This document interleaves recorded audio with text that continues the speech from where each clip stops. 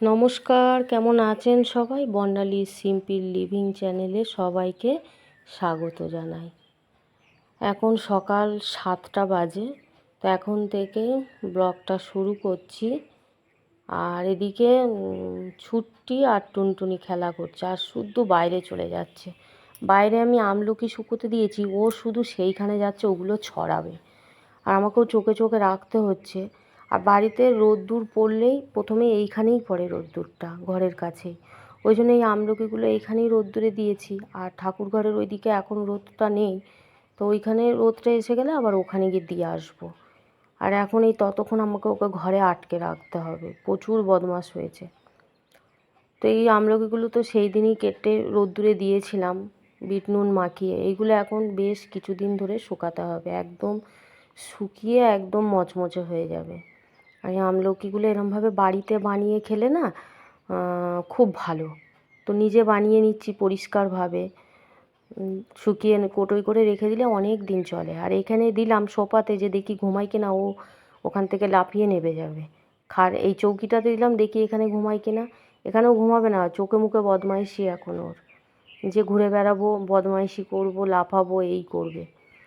তো যাই হোক, এখানে এখন অনেক জামা কাপড় আছে চৌকিতে, তো এগুলো ভাঁজ করব। কালকে কেচেছিলাম সন্ধেবেলা, আর ভাঁজ করতে ইচ্ছা হচ্ছিল না, ভালো লাগছিল না।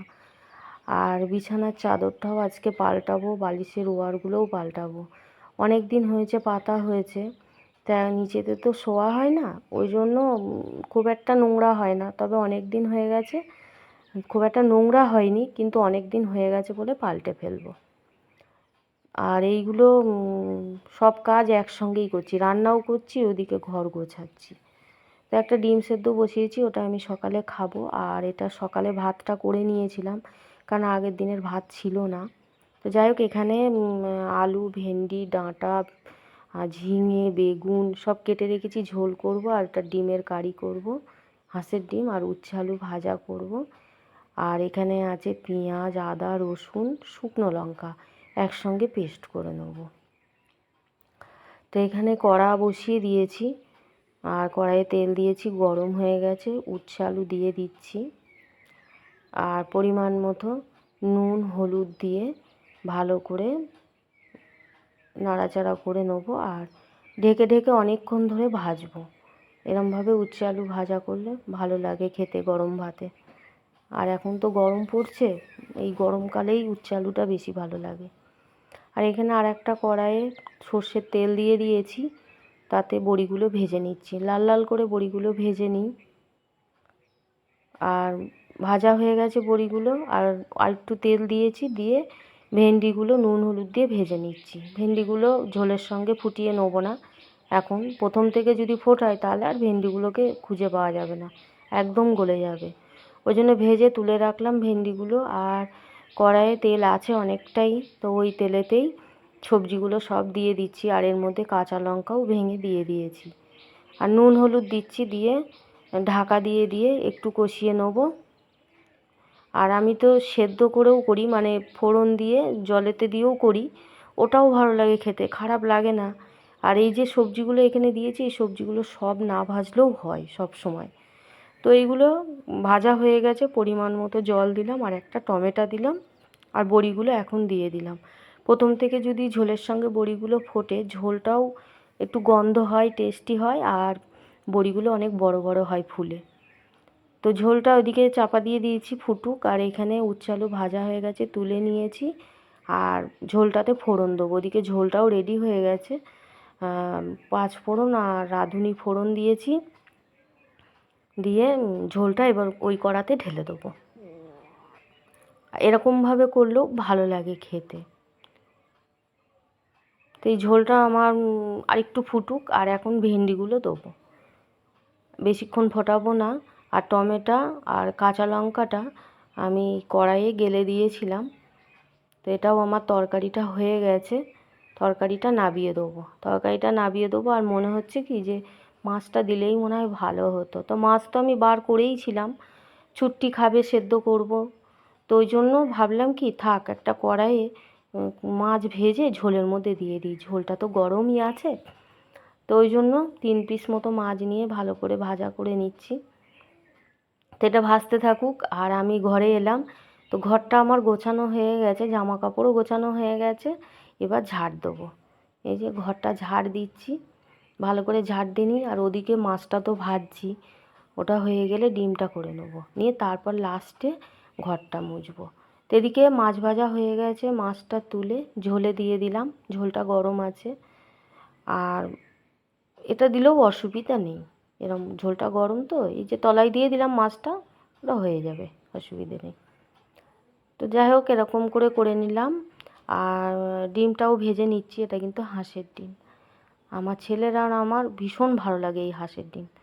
তো এই যে মশলাটা করে নিয়েছি, সব মশলাটা লাগিয়ে নিয়ে একটু রেখে দিলাম। আর এই তেলেতেই দিয়ে দিলাম বাকি মশলাটা।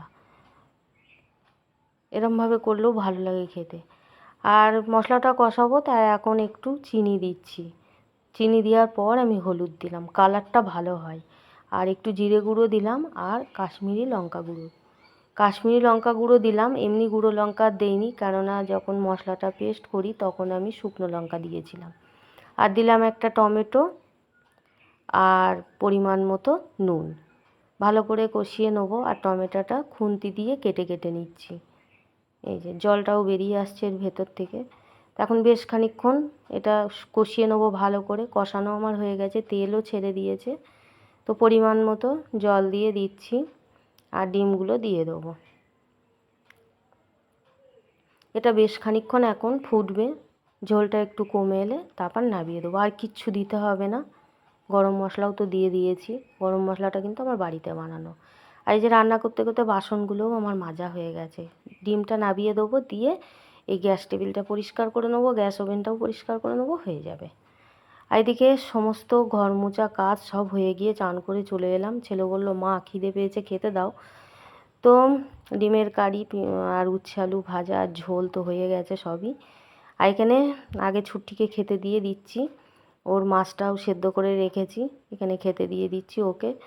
পরে দিলেও হয়, পরে, কেননা আমি মাছ খাবো, সেই কাঁটাটা তো থাকবেই, তখন দিতে কিন্তু আমার না ভালো লাগে না তখন দিতে। ও সেই বসে থাকবে আমার মুখের দিকে তাকিয়ে, কখন ওকে আমি খেতে দেবো। শুধু ছুট্টি নয়, ছুট্টি কিন্তু আমার বাড়ির বিড়াল না, এটা আমার পাশের বাড়ির বিড়াল। আমাদের বাড়িতে ও থেকে গেছে, ও মাস 7-8 মাস হয়েছে ও আমার বাড়িতে এসছে। তো আমার তো আগে সুন্দরী ছিল, ছোটু ছিল, চানু ছিল, তারপরে মুন্না ছিল, এরা ছিল। আমি ঠিক আগেও ওদেরকে এইভাবেই খেতে দিতাম। আর এইখানে খেতে দিয়ে দিয়েছি, ছেলে আর আমি খেয়ে নেবো। তো ওইদিকে খাচ্ছে ছুট্টি। আর ওই বাচ্চাটা এত বদমাশ, বাচ্চাটা একটুও খেতে চায় না। তো ওই ভাতের কাছে নিয়ে গিয়ে আমি জোর করে দিই। তো এখন খাওয়া দাওয়া হয়ে গেছে, চলে এলাম। আমলকিগুলো শুকোতে দিয়েছি। তো এখানে এখনও রোদ্দুর আছে, যতক্ষণ রোদ্দুর থাকবে ততক্ষণ দিই, তারপরে রোদটা যখন চলে যাবে তুলে নেবো। আর কয়েকটা কুল এনেছিল, তো কুলগুলোও রোদ্দুরে দিয়ে একটু শুকিয়ে নিচ্ছি। বলেছিলাম আরও কটা আনতে, পাচ্ছে না কুল, তো ওটা কুলের আচার করব। আর পেছনে তাকিয়ে দেখছি যে একটা সাপ কুয়োর ওপরে, নিচেই মুখটা ঝুলছে আর শরীরটা কুয়োর ওপরে। দেখে আমি ভয় পেয়ে গেছি, হয়তো ব্যাঙ দেখেছে ওই জন্য, আর খুব বড় সাপটা। তো এখন বিকেলবেলা, দুপুরে খাওয়া দাওয়ার পর একটু রেস্ট নিয়ে এখন বিকেলবেলা জামা কাপড়গুলো তুলবো। অনেক জামা কাপড় কেচেছি, আর শীতের লেপ কাতা তোলা হয়নি। তো এবার তুলবো, তার ওয়ারগুলো কাচা হয়নি। ছেলের কাছে যাতায়াত করছিলাম, সময় পাচ্ছিলাম না। তা এখন আর তো যাবো না, ওই জন্য এই ওয়ারগুলো সব কেচে নিয়েছি। এইবার এগুলো জায়গার জিনিস সব জায়গায় ভাঁজ করে তুলে দেবো। তো তোলা হয়ে গেছে, আর ঘরে তুলে নিয়ে গিয়েই আমি এগুলো এখন ভাঁজ করে নেবো।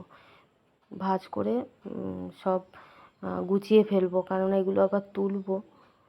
আর আজকে অনেক জামা কাপড় কাচা হয়েছে, বেশি হচ্ছে ওয়ার কেচেছি। আর নিজেদের জামা কাপড় তো কম বেশি রোজই থাকে, আর আমি রোজই কাচাকুচি করি, তুলে রাখি না, কেননা রেখে দিলেই বেশি হয়ে যাবে। আর ভিডিওটি আজ এই পর্যন্ত, আবার নতুন ভিডিও নিয়ে ফিরে আসছি। আপনারা দেখতে থাকুন, সঙ্গে থাকুন। আর ভালো লাগলে লাইক করে দেবেন, শেয়ার করে দেবেন, কমেন্ট করবেন। আর এই যে আমি ফোনটা এখানে রেখেছি, ও তাড়াতাড়ি আসছে ফোনের কাছে, আমিও তাড়াতাড়ি ছুটে এলাম যে ফোনটা যদি